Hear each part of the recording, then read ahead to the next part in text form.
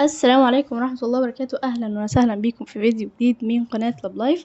اتكلمنا مع بعض في الفيديو اللي فات عن مقدمة مجال التحاليل الطبية، وفي الفيديو ده إن شاء الله هنتكلم مع بعض عن 25 نصيحة لسحب الدم بسهولة واحترافية من أول مرة، فيلا بينا.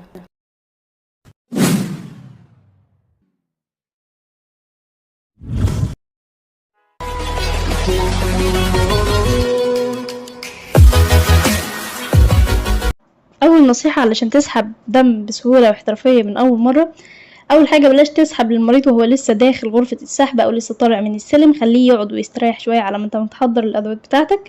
تاني نصيحة، يفضل قياس ضغط دم المريض قبل ما تسحب. تالت نصيحة، طمنه وارجع معاه، لأن في ناس كبار وبيخافوا أكتر من العيال الصغيرة، وده عادي وطبيعي.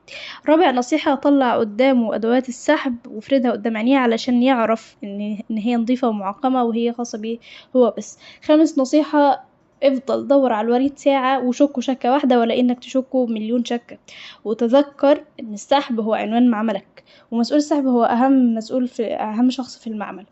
سادس نصيحة، ممكن تسأله انت بتسحب منين دايما. كمان تختار افضل وريد ظاهر ومحسوس، لو ما لقيتش دور على محسوس، لو ما لقيتش دور على ظاهر، لو ما لقيتش قول وريني الدراع التاني. تامن نصيحة، استخدم التورنيكي لانه هيقفل مجرى الاوردة فتحتقن وتنتفخ وتظهر الاوردة فتسحب عادي. تاسع نصيحة، لو مفيش اي اوردة خالص الجأ للقدم. 10 نصيحة، خليه يفتح ويقفل قبضة ايده لاكتر من مرة علشان حركة العضلات بتساعد في اظهار الوريد. النصيحة رقم 11، لازم قبل ما تلبس الجلافز تكون غاسل ايدك وتلبسه وتتعامل مع العيان. هتقولي ما بعرفش اسحب من غير جلافز، خلاص حس الوريد، اعرف مكان الوريد، البس جلافز اسحب، لكن اياك تمسك السرنجة وتسحب وانت مش لابس جلافز. النصيحة رقم 12، عرف المريض وانت بتحط المسحة الكحولية وبتعقم ان ده كحول، ما تضحكش عليه وتقوله ده بنج.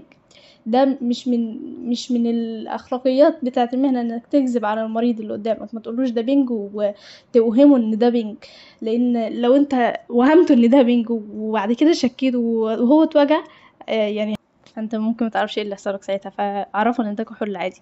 النصيحة رقم 13، جرب السرنجة وجرب المكبس بتاعها كويس علشان ما تكتشفش ان هي بايظة وانت جوه الوريد.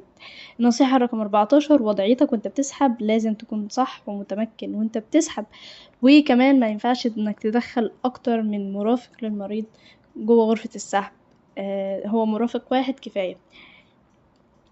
النصيحة رقم 15، لو انت يميني وبتسحب باليمين لازم تكون في ايدك الشمال قطنة. النصيحة رقم 16، الشطفة بتاعة السن لازم تكون لفوق مش لتحت كأنك جايب معلقة وهتغرف وتاكل.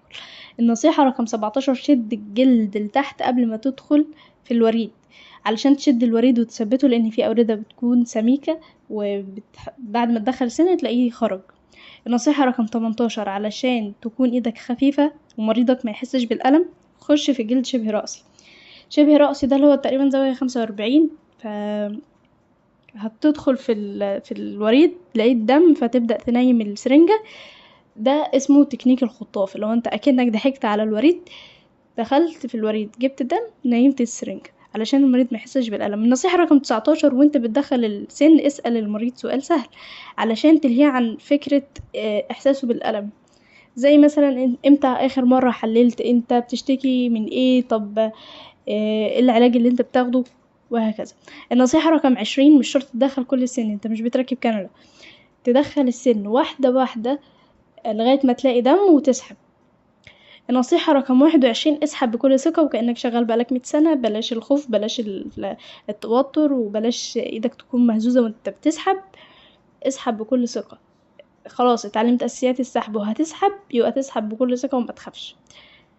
النصيحة رقم 22، بلاش سرعة عالية في السحب ولا سرعة بطيئة، خليك في السرعة المنتظمة، ودي بتكون سرعة ما بين العالية والبطيئة. طب ليه؟ لأن السرعة العالية لو سحبت بسرعة عالية جدا الدم اللي عندك هيتكسر فيديك فولس ريزلت، لو سحبت بسرعة بطيئة المريض هيتألم.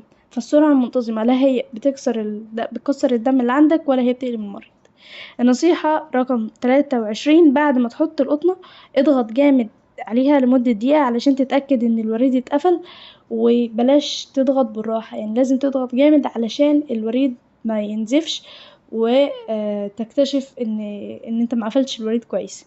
النصيحة رقم 24، يفضل ان التورنيكيه يكون استخدام مرة واحدة بس علشان ما ينقلش انفكشن من بيشنت لبيشنت. النصيحة رقم 25، تعامل مع المريض اللي قدامك بلطف وبأخلاق وباحترام، وبلاش تهين المريض اللي قدامك. دول كانوا 25 نصيحة علشان تسحب دم بسهولة واحترافية من أول مرة. أتمنى إن الفيديو كان مفيد وحد يكون استفاد من الكلام اللي قلته. ولو استفدت من الكلام ما تنساش تدعيلي دعوة حلوة. وبس كده، والسلام عليكم ورحمة الله وبركاته.